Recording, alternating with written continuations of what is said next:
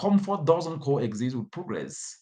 If you want comfort, know that it can't go well with success and progress because 99% of effort, persistence, consistency, hard work, and dedicated passion gives birth to progress and success.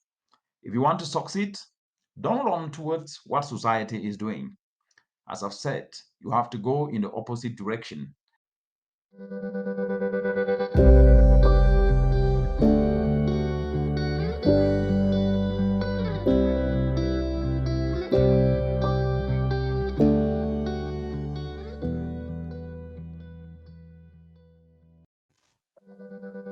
Hello and welcome to another episode of the Climate Action Voices.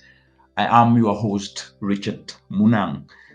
Today we're going to discuss a very important aspect, and this aspect is about success and effort. If you want to succeed, you don't need to run towards what society is doing. And this is a very important aspect because if you go in the opposite direction and devise solutions to turn challenges into opportunities, you will see a lot of people flocking towards you. If you run to where everyone is going, you will notice that everybody wants to do the same thing. There is no prosperity in that direction. But if you go the opposite direction, you will learn something new and do something new. That's how new knowledge gets generated, and many will start flocking towards you. With new knowledge, with new ideas in solving problems, many will run back to catch up with you. But this time, you have already moved forward. The lesson here is that you must be prepared to do what others are not doing because if it were easy, everybody would be doing it. Success doesn't happen where there is ease. Because ease, as we know, is a threat to progress.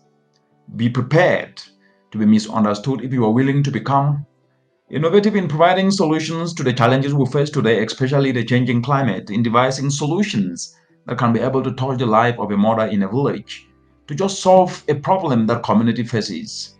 You need to develop unwavering faith.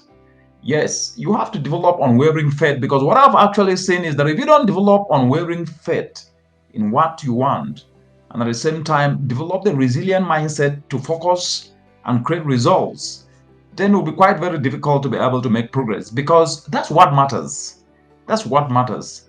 That's what we need now to devise climate action solutions to turn challenges into opportunities. And this conversation today with you is one that cannot end without us talking about effort because effort is what creates success. Effort is what creates success. And as we all know, comfort doesn't coexist with progress. If you want comfort, know that it can't go well with success and progress because 99% of effort, persistence, consistency, hard work, and dedicated passion gives birth to progress and success. If you want to succeed, don't run towards what society is doing. As I've said, you have to go in the opposite direction because what actually matters is that if you start to look at what you need to do, if you start to look at the challenges and the bottleneck that we face as a continent, there is a firm belief that we cannot start with what we have, which is our skills. And today, I think it's very, very important that we actually look into these because nothing could be further from the truth. A serious bottleneck sometimes is seen to be lack of resources. Of course, that's true. But the question is, are we ever going to get the resources if we wait without actually starting to do something with what we have, which is us, our talents, our skills, our abilities, our passions, building on what is already happening? And I use this word serious bottlenecks because this belief permeates the entirety of society and has both a demand side, which is sometimes we refuse to do something just because we don't have the resources. And these two act to fuel the perpetuation of these bottlenecks. And as I said, I am in no way trying to say that we don't need resources. We do need resources to solve the monumental challenges that are facing the African continent today. the changing climate displaying and manifesting through droughts, floods, cyclones. Just yesterday, there was Cyclone Anna that hit the southern African region and costed lives and destroyed property. These realities are with us today. But the question we must then ask each and everyone and ask our individual self is, are we only going to sit and wait even though we don't have what it takes to be able to just do what we can do to build resilience of communities? Because one cannot show the promise of a return without first using what is within him or her, or what is within their reach to show impact, which then attracts resources. We have no choice but to break the vicious cycle of this serious bottleneck, and this will be done by people like you and me, and a few others who refuse to believe that without upfront resources, we cannot do anything. So I encourage you to contribute towards breaking this cycle by re-strategizing the delivery of any initiative. So what you need to do practically is that you can be able to engage the community and understand their gap.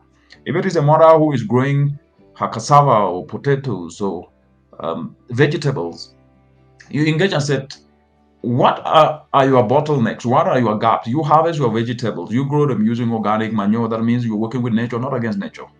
So engaging them this way means you are not framing your idea just as a project.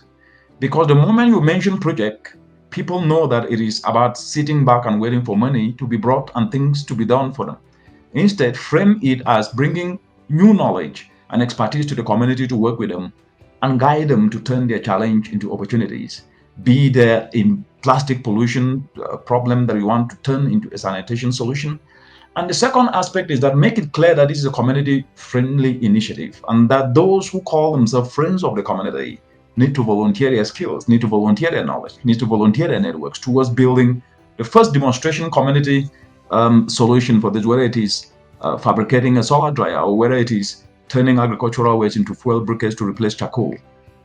So the logic is use your power of communication to mobilize members of a community, of a given target community, to bring their hands together and support their community with a practical solution to close a gap, to close an environmental gap, to turn an environmental challenge into an opportunity. And it will be the way people organize themselves that you can then bring ideas and solutions, and that you are already creating a base that is solid, and the sustainability of your idea will actually be taken up by the community.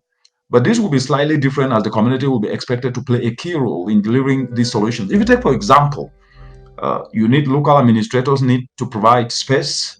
If, for example, you are trying to turn plastic pollution problem into a sanitation solution, the local administrators will need to provide space. Local youth will be ready, need to be ready to collect the plastic bottles and prepare them. Other professionals from the community who are in series that are not on the ground to donate towards materials, tools. So in other words, make this a coming together of the community to deliver an innovative solution that has come from your ideas, and where you will play a coordination role here because you will be building on what the community is already doing. And third is, in this way, you will innovatively volunteer your time, you will innovatively volunteer your ideas and effort to make a difference, and the community will benefit from a solution. And this solution delivered by the community, depending in each other, and this drives ownership and sustainability. So organize a mobilization campaign through Twitter. You have access to Twitter. You can use that. Don't just use Twitter to bite others. Don't just use Twitter to just say what you can say. It is a powerful tool. Twitter, Facebook, LinkedIn, Instagram, all these social media spaces are opportunities. Those are resources that we have in our hands. And we can bring people together. We can bring all these actors of a community to work towards delivering solutions. And the fourth aspect is we must think of long-term sustainability of this, because we need some kind of model here. And for this, I think you need to have a committee that you need to set up, which will be some kind of a cooperative responsible for managing, maintenance, and continuous improvement of whatever solution that you are bringing to the community. And this will then put catches on whatever facility is being done, so that people can then be able to use the services, contribute little money for its maintenance. And the payments made may be pulled together in the form of a cooperative to enable expansion of the solution to the community. It means that you, your team, and the initiative will also be part of the cooperative. That way you create sustainable finance.